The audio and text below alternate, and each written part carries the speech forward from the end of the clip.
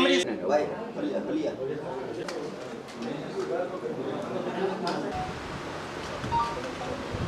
અને આજે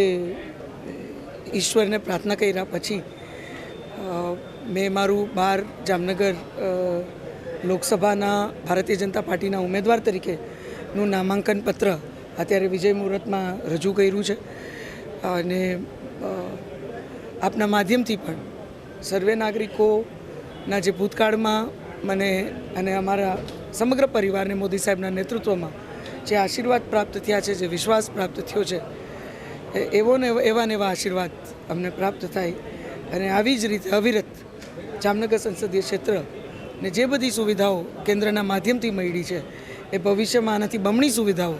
ક્યાંક આ સમગ્ર ક્ષેત્રમાં વધુને વધુ મળે એ પ્રકારની વ્યવસ્થા અમે ઊભી કરી શકીએ એવા આશીર્વાદની હું સર્વે નાગરિકો પાસે અભ્યર્થના કરું છું અને મને ખાતરી છે પાર્ટીની જે અપેક્ષા છે એમાં ભૂતકાળમાં પણ સમગ્ર હાલાની નોંધ આપ સૌ નાગરિકોએ મજબૂતીથી દિલ્હી સુધી કરાવી છે, ત્યારે મને ખાતરી છે ભવિષ્યમાં પણ એ જ પ્રકારની નોંધ આપ સૌ દિલ્હી સુધી સમગ્ર હાલારની આપણા બધા પરિવારો સાથે મળી અને કરાવશું. નો પહેલો મત આપતા પહેલાં એટલું જ આહ્વાન કરીશ કે તમારો પહેલો મત તમારા ઉજ્જવળ ભવિષ્ય માટે, આ રાષ્ટ્ર જેના તમે ભાવિ નાગરિકો છો